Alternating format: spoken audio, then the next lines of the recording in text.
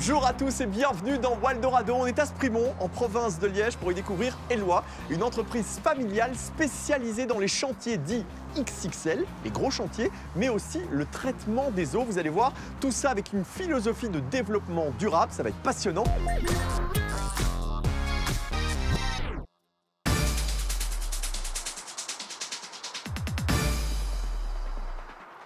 Bonjour David. Bonjour David.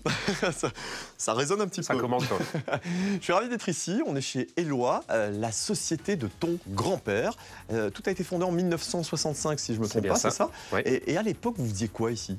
Quand le grand-père il a créé, on était à Hawaï, quelques kilomètres plus bas. Ici, aujourd'hui, on est sur Sprimont, là où on s'est implanté en 92. Il y a eu une belle évolution déjà entre la société que le grand-père a créée en 65 et aujourd'hui. C'était une première génération, moi je suis de la troisième. Alors, on a eu comme ça quelques étapes quand même. D'accord. Qu'est-ce que vous faites globalement chez Eloi? Chez Eloi, on est actif sur deux secteurs d'activité, le secteur de la construction et le secteur du traitement de la gestion des eaux. D'accord. C'est quand même très impressionnant quand on arrive sur le site de voir l'étendue du site.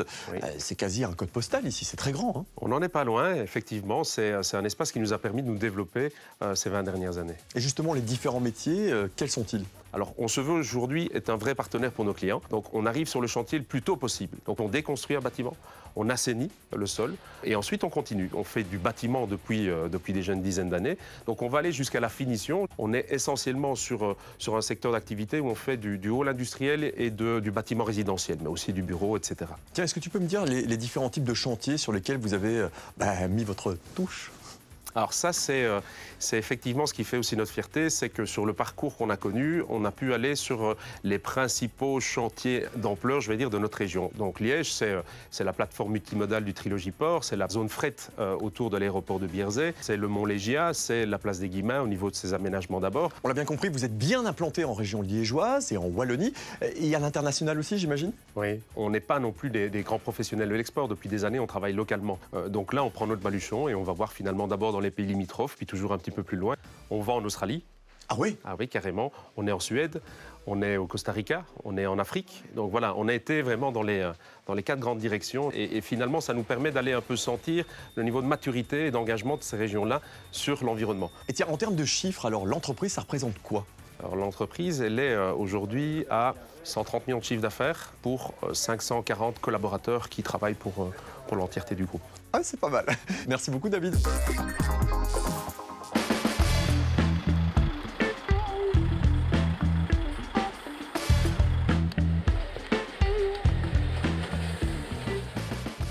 Bonjour Pierre-Étienne. Bonjour David. Tu es le cousin de David qu'on a vu en début d'émission. C'est bien ça. Alors dis-moi un petit peu, s'il y a vraiment une spécificité de votre entreprise, c'est quoi? Alors c'est de pouvoir accompagner les clients dès le départ en fait.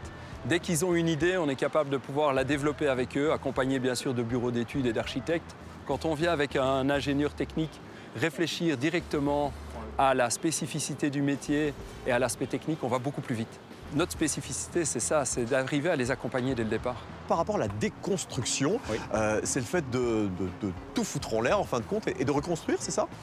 Non, pas vraiment. C'est pas si simple. En fait, notre objectif est de rendre à l'état naturel en fait, un terrain pour pouvoir y remettre un nouveau projet. Il faut être très méthodologique. Il faut pouvoir récupérer chaque matériau pour pouvoir lui redonner une seconde vie. Alors, est-ce que vous avez quelques exemples de chantiers importants sur lesquels vous avez travaillé ou vous travaillez en ce moment?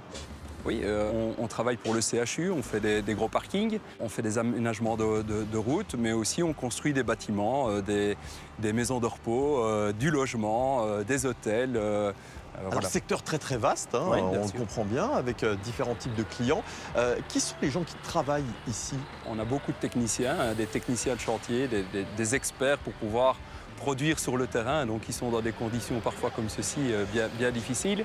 Et puis on a des ingénieurs, on a des gens qui sont capables d'accompagner les clients du début de leur idée jusqu'à la réception du projet en tant que tel. Tiens, et en termes de chiffres, est-ce que tu peux m'en dire un peu plus sur vos chantiers? L'année dernière, on a réalisé 200 chantiers. Ah oui. Ouais. Et c'est assez variable en fait. Ça va dépendre du type de projet, de l'accompagnement qu'on peut en faire. On peut être de 100 000 € à 20 millions qui va s'étaler sur plusieurs années. Ah, et c'est bien ce que je disais au début, donc c'est les petits chantiers, mais aussi les chantiers XXL, c'est ça? Voilà, c'est ça, c'est bien ça.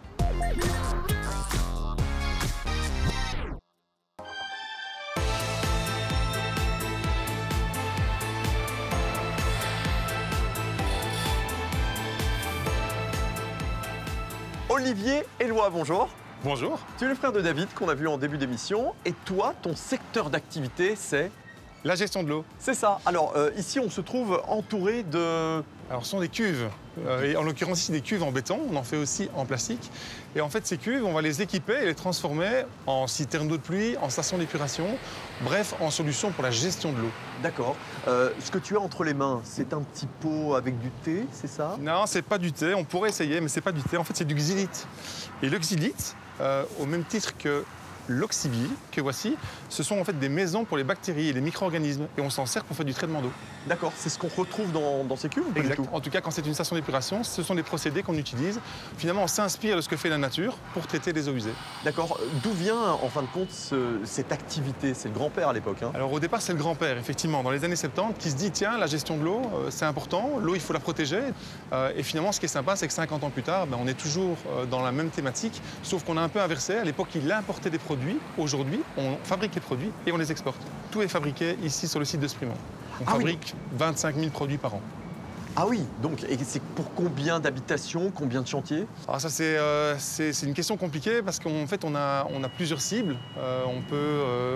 Nos produits sont destinés soit aux particuliers, mais également pour les industriels, que ce soit de l'agroalimentaire, le secteur brassicole, l'hôtellerie, les restaurants, les campings. Donc on a une vaste gamme de clients, en fait. Alors des clients, oui, en Belgique, mais aussi à l'international, j'ai cru comprendre. Donc on a la chance aujourd'hui de pouvoir exporter aux 4 coins de la planète. Et comment ça se fait, en fait, que vous vous exportez si facilement, j'ai envie de dire? Sans doute parce qu'on a, je l'espère, des bons produits. On a réfléchi aussi à des produits qui sont facilement transportables. Ça peut paraître paradoxal, c'est du béton, mais c'est une forme par exemple, rectangulaire qui se prête bien finalement à du transport par camion, du transport par bateau. Le traitement de l'eau, c'est un défi majeur pour l'avenir. J'imagine que vous vous positionnez là-dessus et vous allez vous renforcer. Effectivement, et on le fait de deux façons. On essaie d'avoir des solutions les plus adaptées justement pour protéger cette ressource eau. Et à côté de ça, on essaie aussi de faire notre job en tant qu'industriel, de réduire nos émissions, de tendre vraiment vers ce qu'on appelle le développement durable, avec par exemple une usine de fabrication qui sera la plus verte possible, en utilisant de l'énergie renouvelable, en utilisant des plastiques recyclés, vraiment essayer de diminuer au maximum l'impact tant de la fabrication que de nos produits. Très bien, écoute, grâce à toi, j'ai pu comprendre un petit peu le fonctionnement de cette partie de société, mais également découvrir ces deux produits, rappelle-moi. Le xylite et l'oxybie. Eh bien, je te laisse avec le xylite et l'oxybie. Et moi, je vais continuer. Merci beaucoup.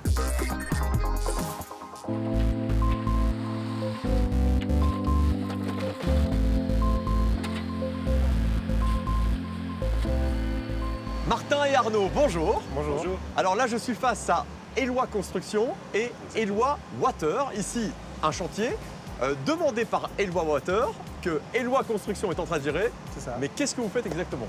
Ici, l'activité du pôle water est en plein développement. Ça entraîne un besoin d'adapter l'outil et forcément d'agrandir les halls et de faire certains aménagements extérieurs. Donc ce que vous avez fait, c'est faire une demande à Éloi Construction et vous avez géré le chantier de A à Z, c'est ça? Exactement. Donc ici, nos équipes sont en train de réaliser donc, du coup, les travaux pour agrandir Éloi Water. Ce sont des chantiers pas faciles pour nos équipes parce qu'on est dans une usine de production qui doit rester en marche. On ne peut pas se permettre d'arriver avec nos grands sabots et de stopper complètement l'usine. Donc ici, c'est ce que mes collègues en charge du chantier, Antoine et Pierre, sont chargés de faire. C'est d'intervenir dans un délai le plus bref possible en réalisant les travaux sans pour autant embêter, je vais dire, Éloi Water qui est en train de travailler. Qu'est-ce que vous aimez dans l'entreprise et pourquoi vous y travaillez? Ici, Éloi, c'est avant tout une grande famille. Donc, c'est la proximité avec les collègues, avec les patrons. On fait pas mal d'activités ensemble d'ailleurs. C'est assez festif, paraît-il. Oui, c'est vrai. C'est important de le préciser. Et quelles seraient les qualités requises pour travailler chez Éloi? Comme nos patrons ont souvent tendance à le mettre en avant, c'est le savoir-être. Il faut mesurer plus d'1,95 m aussi, j'ai l'impression. Exactement, mais ça, pas tout le monde, mais c'est mieux. Ils cherchent aussi, je veux dire, un ancrage assez local. Alors, ce qui est quand même assez particulier, c'est que vous me paraissez relativement jeune. Toi, tu es devenu responsable de la ligne de production. C'est ça. Quel est ton parcours? Moi, j'ai commencé comme intérimaire, comme ouvrier de production. Je suis passé chef d'équipe et de chef d'équipe, superviseur de production. Donc, c'est-à-dire que la formation a été faite aussi en interne, c'est ça? Tout en interne. Alors, on se fait des potes, évidemment. Exact. Et toi, tu es chef de chantier. Exactement, donc conducteur de chantier qu'on dit aussi. Donc très brièvement, mon métier consiste à mettre en œuvre des moyens et des ressources pour permettre l'avancement du chantier. Tout d'abord en toute sécurité, qui est quand même le principal pour les hommes sur place. Et ensuite, les deux aspects les plus importants sont évidemment le respect du délai d'exécution et également la budgétisation qui a été faite par mes collègues dans les bureaux en amont. Alors, ça va se terminer quand ce chantier là? Ça, c'est à mes collègues de répondre. Ça va pas ça.